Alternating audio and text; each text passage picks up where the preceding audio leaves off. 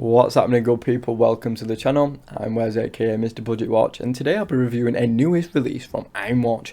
This one was kindly provided to the channel by their official store, but it does not have to go back. You guys know that doesn't really change a thing. You can find a link to this and their store in the description. So taking a closer look at this vintage inspired watch, and we have a really nice compact diameter of 38.3. This does increase a little bit to 41.3 if you include the crown.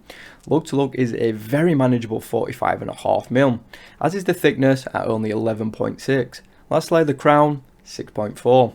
All in all, a nice set of dimensions, especially for us folks with slim wrists, though it wouldn't probably look too out of place on you guys with thicker wrists as well, but a little bit more on that later. Build 316 Del throughout, which is the case, bracelet and clasp. Sapphire crystal with some AR, nice to see, though I think a little bit more would have not gone amiss, but I am nitpicking a little bit there. The crown is screwed down, as is the case back. Water resistance is a solid claimed 100 meters, very nice, and size for me 115 gram. Finally to the loom, C3, promising, but we'll talk a little bit more about that later. So let's mix things up a little bit, and we'll actually talk one pro and con I've experienced during my time with this watch, and that is the bracelet.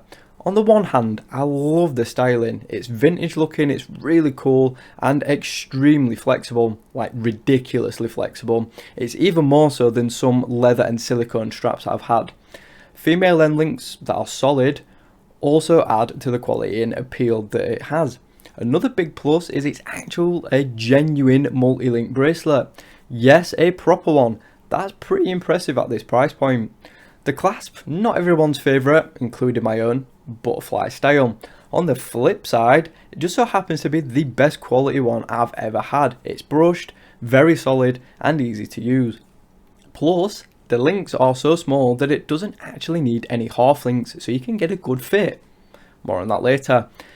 As a whole, it's also very nicely finished throughout with good and clean brushing.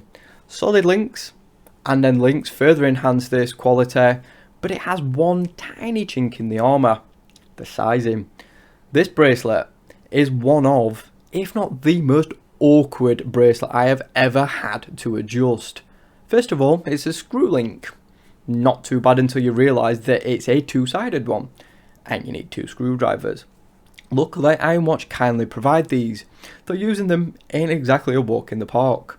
It's not overbearing, but it is a little bit more difficult than it perhaps needs to be. This is made worse by the pin system. This is comprised of a tiny screw and a thin threaded pole that you screw the tiny screw into. So for one, I mean the pole is actually pretty solid and well made, but having to thread it perfectly through several individual links is no cakewalk. Then once in, you have to keep it there, keep the bracelet level so it doesn't fall out, so you have to start all over again. This then gets worse as you then have to hold that side in as you put the tiny screw in, get your screwdrivers, hold one side in while you're screwing the other one in. Honestly guys, you need to be an octopus to do this without dropping anything, and yeah, it's a little bit more stressful than it needs to be. Honestly, this is a terrible system and it needs to be scrapped in favour of a simpler single screw pin system that is really common on other bracelets, so why it's not on this one, I don't know. Actually sizing this one took longer than I care to admit, but yeah, we'll save that for a different time. Luckily though, I can just about forgive it as it's so comfortable. Actually, the most comfortable bracelet I have ever had. The links are smooth, have amazing articulation and flow like a proper supple leather strap. It's honestly ridiculous and a real pleasure to wear. The fitment is bang on. Nearly the best I've ever had experience with thus far. The profile is a real hugger too and conforms so well to my wrist. I don't get any overhang either on my slim wrist and it fits just about dead on, near on perfect for me. Without hesitation, I can easily, hands down, say this is the most comfortable watch I have ever had hands on with. Yes, it's even more so than the Hamilton I owned a while back, and that was ridiculously comfy. This is even better. But does that mean that this watch is perfect as a whole? Well no, you've seen it does have its flaws, and you know, it's definitely not perfect, but let's keep on going. So taking a look at the bezel, and it's a slope style with a circular brushed finish. The sides of the watch are again brushed and done to a very good standard. There's also a nice downturn to those lugs. The other side houses a screw down crown, which is a great side and has a brush finish that matches the rest of the watch. All well and good. The case back, pretty much the same. Circular brushed pattern, radial finish to it, really nicely done, well executed like the rest of the watch. You can also find the specifications all the way around as well. Screw down, and that's pretty much your lot. Right at the top, sapphire crystal, which protects that matte black, slightly textured dial. So this is bordered by a train track style minute track printed in white. Around the dial you spot Arabic numerals finished in a custard yellow.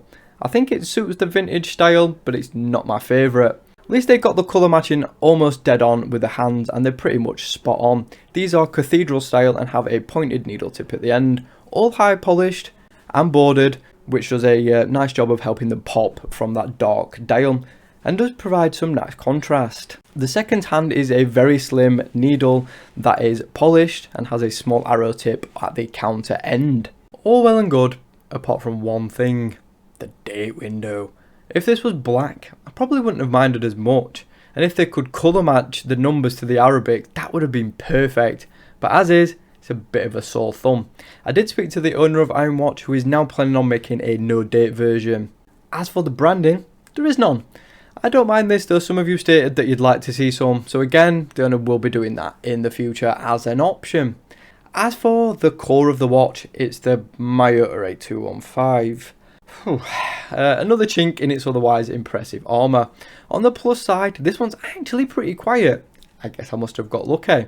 But yeah, not a so good option really in this year. I'm not going to bore you about speaking about all this thing and all the alternatives, because literally most are a better alternative. But hopefully the newer 8315 will be making more of a showing soon. This one is really great as well. The newer one has a power reserve of up to 60 hours, hacking, hand winding, and the same accuracy as the one before, but usually they're better than that. And funnily enough, this little bump in specs puts it ahead of the Seiko NHs at a similar price point, so that'll be a fun one to see how that pans out. Anyway, I'm quite excited, and I'm hoping IronWatch can actually implement the new movement in some of their watches. But for now, we seem to be stuck with this one. Okay, I mean, it's not the worst movement ever. I mean, it's pretty solid, reliable and robust, but it's old, noisy, and lacking on features, so we're just going to move on. In use, the crown is actually pretty good. It's solid, good size, good grip, and nice feel in use. The movement, although is not great, it's actually kind of nice in use. Not Seiko good, but it's pretty nice. It does have a little bit of a weird tactile bump though, I've noticed, but other than that, it's alright. Plus, another good point, the crown re-engagement after use is bang on and pretty much faultless. The last thing we're going to cover is the loom. It's C3 but custard. As for its prowess, it's got some good initial burst, which does actually stay the course. It's definitely not an all-nighter, but it does still have some potency after a while. It's by no means the best I've ever seen, nor is it the worst, but it's pretty good. To wrap up this kind of strange review that I've done, I do actually like this watch, and I think with a few little tweaks it could be amazing. These include sorting out the bracelet link system, swapping out the movement for something better, and just removing the date window, and you're pretty much golden. I mean, it would be awesome. As is for the quality on offer at 120 quid, I don't think it's a bad deal at all. I think it's actually pretty great, but it just needs a few little tweaks. Honestly though, I would advise hanging on and seeing what IronWatch come up with next, because I'm quite excited to see if they do implement any of these additions we've mentioned in this review, because I think those little tweaks and fixes will take this watch to the next level. So we'll keep an eye out on that. Thanks for watching the video. Be sure to subscribe if you haven't already, like the video if you enjoyed it, hit that notification bell so you don't miss any uploads, and of course follow me on social media at Mr. Budget Watch. Thanks again, I'll see you soon.